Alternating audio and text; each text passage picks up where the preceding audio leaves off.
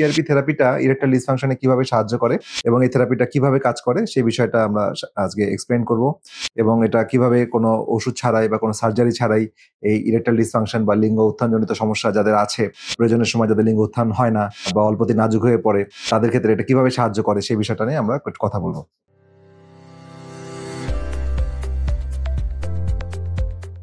আসসালামু আলাইকুম, doctor ARM Jamil বলছি। আশা করি যে যেখানে আছেন ভালো আছেন। তো আজকে খুব গুরুত্বপূর্ণ একটা বিষয় নিয়ে আলোচনা করব। আমরা অনেক পুরুষরাই এটা আসলে অনেকে সাফার করতেছি, কিন্তু আসলে নীরবে এটা সহ্য করে যাচ্ছি, যে কারণে আমাদের ব্যক্তিগত জীবন, পারিবারিক জীবন খুবই নাজুক অবস্থায় আছে আর কি। তো বিষয়টা হচ্ছে ইরেকটাইল ডিসফাংশন বা লিঙ্গ উত্থানজনিত সমস্যা। তো ইরেকটাইল ডিসফাংশনের আজকে চিকিৎসা এবং এর কারণ এবং এর সমাধান নিয়ে আমরা কিছু কথা বলবো। তো আসলে আজকে ভিডিওতে আমি জাস্ট এটা ব্যাখ্যা করব যে আধুনিক যে পিআরপি থেরাপি, পিআরপি থেরাপিটা ইরেকটাইল ডিসফাংশনে কিভাবে সাহায্য করে এবং এই থেরাপিটা কিভাবে কাজ করে সেই বিষয়টা আমরা আজকে এক্সপ্লেইন করব এবং এটা কিভাবে কোনো ওষুধ ছাড়াই বা কোনো সার্জারি ছাড়াই এই ইরেকটাইল ডিসফাংশন বা লিঙ্গ উত্থানজনিত সমস্যা যাদের আছে, প্রয়োজনের সময় যাদের লিঙ্গ উত্থান হয় না বা অল্পতে নাজুক হয়ে পড়ে, তাদের ক্ষেত্রে এটা কিভাবে সাহায্য করে সেই বিষয়টা নিয়ে আমরা একটু কথা বলবো। তো প্রথমে আমরা আসলে বলি যে ইরেকটাইল ডিসফাংশনটা আসলে কি এবং কেন হয়। তো ইরেকটাইল ডিসফাংশন মানে হলো যখন আপনার সেক্সুয়াল অ্যারেঞ্জমেন্ট বা যৌন উত্তেজনার সময় লিঙ্গ উত্থান হচ্ছে না বা পর্যাপ্ত ইরেকশন হচ্ছে না বা দীর্ঘ পর্যাপ্ত সময় স্থায়ী হচ্ছে না। তো এটা একটা বিশাল একটা সমস্যা এবং বিশ্বজুড়ে প্রায় 35 কোটি পুরুষ মানুষ এই সমস্যায় ভুগছেন এবং এটার সংখ্যা দিনকে দিন বাড়তেই আছে। তো বাংলাদেশের একটা স্টাডিতে দেখা গেছে যে প্রতি 5 জনের মধ্যে একজন পুরুষের এই ইরেকটাইল ডিসফাংশনের সমস্যা আছে এবং এটার কারণ সাধারণত 4 ভাগে ভাগ করা যায়। প্রথম যে সমস্যাটা বলবো সেটা হচ্ছে রক্ত চলাচলের সমস্যা, অর্থাৎ ভাস্কুলার কজ। অর্থাৎ যেমন যাদের উচ্চ রক্তচাপ আছে দীর্ঘদিনের বা ডায়াবেটিসের সমস্যা আছে, কোলেস্টেরল হাই আছে, তাদের ক্ষেত্রে কিন্তু পিনাইল পার্ট বা পেনিসে প্রপার ব্লাড সার্কুলেশন হয় না বা রক্ত চলাচলের সমস্যা হয়, যে কারণে লিঙ্গ উত্থানজনিত সমস্যা বা ইরেকটাইল ডিসফাংশন হয়। দ্বিতীয় যে কারণটি বলবো সেটা হচ্ছে হরমোনাল সমস্যা বা হরমোনাল ইমব্যালেন্স। অর্থাৎ যদি পর্যাপ্ত পরিমাণে টেস্টোস্টেরন হরমোন না থাকে তো সেক্ষেত্রে তাদের লিঙ্গ উত্থানজনিত সমস্যা হয়। আরেকটা হচ্ছে অ্যাড্রিনাল গ্ল্যান্ড থেকে আরেকটা হরমোন তৈরি হয় ডিএইচএ, এটা যদি পর্যাপ্ত পরিমাণে তৈরি না হয় সেক্ষেত্রেও এই ইরেকটাইল ডিসফাংশনের সমস্যা হয়। এছাড়া তৃতীয় যে কারণটি বলবো সেটা হচ্ছে নার্ভের সমস্যা বা নার্ভাস সিস্টেমের নিউরোজেনিক কজ। সেটা হচ্ছে যদি আমাদের স্পাইনাল ইনজুরি হয় বা নিউরোপ্যাথি হয়, এই জাতীয় সমস্যাতে আমাদের ইরেকটাইল ডিসফাংশন হয়।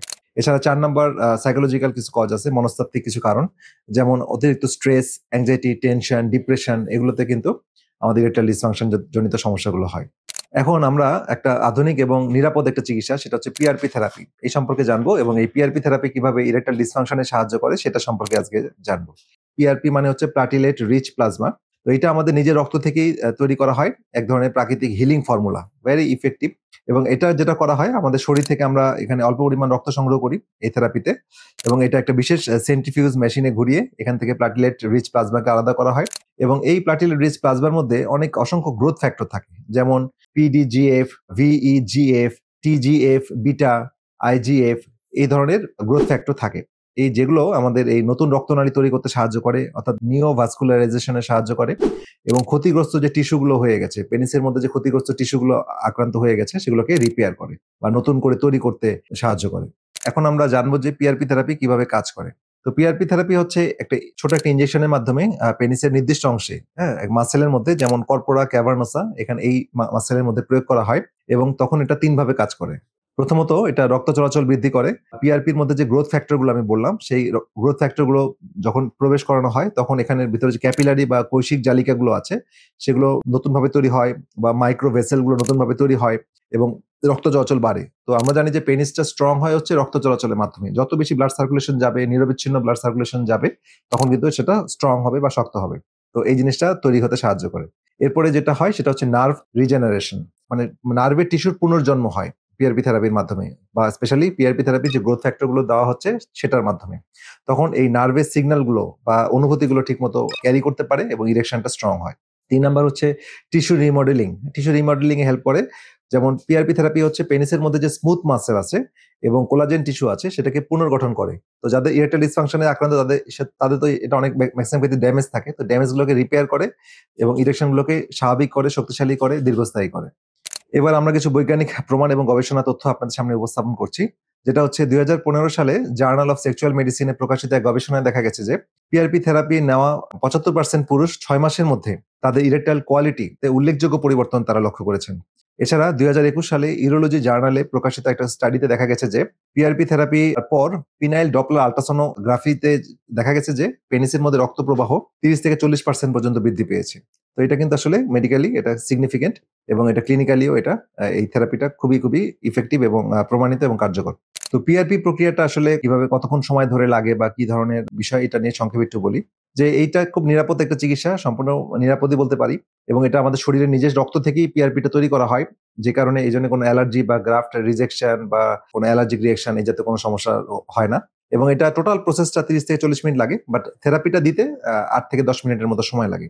তো এই জায়গাটাতে ১ম যেটা করা হয়, রোগীর কাছ থেকে প্রায় 20 ml এর মতো ব্লাড নেওয়া হয়, 10 থেকে 20 ml এর মতো। তারপর সেটা সেন্ট্রিফিউজ মেশিনে এটা ঘুরিয়ে প্লাটিলেট আলাদা করা হয়। তারপরে সেখানে ছোট ইনজেকশনের মাধ্যমে এই পিআরপিটা সংগ্রহ করে পি-শট যে টেকনিক, সেই টেকনিকের মাধ্যমে পেনিসের সেই স্মুথ মাসলের মধ্যে দেওয়া হয়। এবং এটা ২-৩ টা সেশনে খুব ভালো রেজাল্ট পাওয়া যায়। তবে পেশেন্ট টু পেশেন্ট ভ্যারি করে। পেশেন্ট দেখার পরে আমরা সেই থেরাপিটা ঠিক করে দেই কার জন্য কোনটা লাগবে, কতগুলো লাগবে। তবে এইটাতে কোনো হাসপাতালে ভর্তি থাকার প্রয়োজন নাই এবং রোগীরা মানে কিছুক্ষণ পর থেকেই তার স্বাভাবিক কাজকর্ম করতে পারে। সবকিছু স্বাভাবিক থাকে। পরের দিন থেকেই স্বাভাবিকভাবে তার পারিবারিক জীবনের যে মেলামেশার বিষয়গুলো সেগুলো সে স্বাভাবিক করতে পারবে। তো এটা কোনো সমস্যা হয় না। তো পিআরপিতে আসলে কারা উপকৃত হবেন? যাদের হালকা বা মাঝারি ধরনের ইরেকটাইল ডিসফাংশন আছে, হ্যাঁ? তাদের ক্ষেত্রে এটা খুবই কার্যকর এবং যারা ডায়াবেটিস জনিত সমস্যাতে রক্তনালী যাদের দুর্বল হয়ে গেছে তাদের ক্ষেত্রে এটা কার্যকর। যাদের টেস্টোস্টেরন কমে গেছে, ভাস্কুলার ইনসাফিসিয়েন্সি হয়েছে তাদের ক্ষেত্রে এটা কার্যকর। বা যাদের পেনিসে ইনজুরি বা ওখানে সার্জারির পরে টিস্যু রিপেয়ার হচ্ছে না ঠিকমতো তাদের ক্ষেত্রে এটা খুবই ইম্পর্টেন্ট। কিন্তু এর সাথে তার ইনসুলিন রেজিস্ট্যান্স আছে কিনা, ফাংশনাল লেভেলে কোনো প্রবলেম আছে কিনা, তার স্ট্রেস আছে কিনা, তার ঘুম ঠিক আছে কিনা, তার ডায়েট ঠিক আছে কিনা, এই যে লাইফস্টাইল ম্যানেজমেন্ট এবং ফাংশনাল মেডিসিন অ্যাপ্রোচ এটা আমরা কিন্তু নিয়ে আসি এবং এটা খুবই গুরুত্বপূর্ণ। এরপরে এই প্রক্রিয়াটার মানে কোনো পার্শ্ব প্রতিক্রিয়া বা সীমাবদ্ধতা আছে কিনা, হ্যাঁ? এটা আমরা একটু জানি যে আসলে পিআরপি থেরাপি সাধারণত নিরাপদ। তবে এখানে সামান্য ব্যথা পেতে পারেন। তো এটা আসলে কোনো বিষয় না। কারণ এটা অ্যানেসথেসিয়া দেওয়া হয় এবং এটা একটু হালকা নীলচে ভাব থাকতে পারে, একটু ফোলা ভাব থাকতে পারে। এইটাও একটু বরফ আমরা থেরাপি দেই। সাথে এটা চলে যায়। এটা কোনো সমস্যা না। খুব বেশি হলে ১-২ ঘন্টা এটা ব্যথা থাকতে পারে। তো এটা মেক্সিমাম ক্ষেত্রে স্কিল হ্যান্ড এ আমরা যখন দেই তখন সাধারণত এই সমস্যাগুলো থাকে না। এবং যাদের ফাইব্রোসিস বা ভাস্কুলার ইনসাফিসিয়েন্সি বেশি মাত্রায় আছে তাদের ক্ষেত্রে হয়তো সেশনটা একটু বেশি লাগতে পারে। সাধারণত মাসে ১ টা থেরাপি দিলেই এটা যথেষ্ট। তো রোগীরা সাধারণত কি বলেন? রোগীরা সাধারণত এটা থেরাপি দেওয়ার ২-৩ সপ্তাহের মধ্যেই তারা মেক্সিমাম ক্ষেত্রেই তাদের সকালবেলা মর্নিং ইরেকশন বা মর্নিং এ পেনিস শক্ত হয়ে যাওয়ার যে স্বাভাবিক ব্যাপারটা এটা তারা বলেন যে তাদের স্বাভাবিক হয়ে আসতেছে এবং তাদের যৌন আকাঙ্ক্ষাটা অনেক বেড়ে গেছেন এবং যৌন পারফরম্যান্সটা অনেক বাড়েন এবং ৮০% ক্ষেত্রে সেক্সুয়াল কনফিডেন্স যে আত্মবিশ্বাসটা ভেঙে গিয়েছিল সেটা কিন্তু ফেরত পান। যেটা কিন্তু তারা অনেক রোগীরা অনেক দীর্ঘদিন বিভিন্ন ওষুধপত্র খেয়েও তারা কিন্তু সেটা অর্জন করতে পারেননি। তাহলে এই ন্যাচারাল থেরাপিটা আসলে খুবই কার্যকর এবং আমরা আমাদের সেন্টারে এটা দেওয়া শুরু করেছি এবং রোগীদের খুব ভালো সাড়া পাচ্ছি। তো এই ভিডিওটা করার উদ্দেশ্য হচ্ছে যে যারা আমাদের থেরাপি গুলো নিতে চান তারা অবশ্যই আমাদের স্ক্রিনে দেখানো নাম্বারে যোগাযোগ করবেন, আমাদের সেন্টারে যোগাযোগ করবেন। আমাদের সেন্টারের ঠিকানা আমাদের ডেসক্রিপশন বক্সে থাকবে। ভিডিওর স্ক্রিনে আপনাদের দেখানো হচ্ছে। তো আপনারা যোগাযোগ করেন এবং আমাদের বিশেষজ্ঞ চিকিৎসক আছেন। আপনারা যাদের প্রয়োজন হবে তারা এসে সরাসরি কথা বলেন এবং আপনাদের জন্য আসলে থেরাপিটা লাগবে কিনা বা কয়টা সেশন লাগবে সেই টোটাল বিষয়টা আপনাদের সাথে ডিসকাস করা হবে। তো আজকের ভিডিওটা এই পর্যন্তই। আশা করি আপনাদের ইনফরমেশন গুলো কাজে লেগেছে। তো এই ধরনের যেকোনো ইনফরমেশনের জন্য আমাদের চ্যানেলটা সাবস্ক্রাইব করে রাখবেন এবং আমাদের ফাংশনাল মেডিসিন সম্পর্কে অনেক ভিডিও আমরা এই চ্যানেলে আপলোড করেছি। আপনারা সেটা দেখবেন।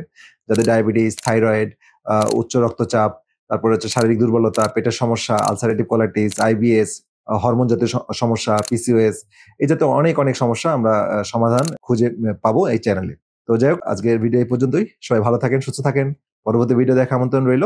আল্লাহ হাফেজ।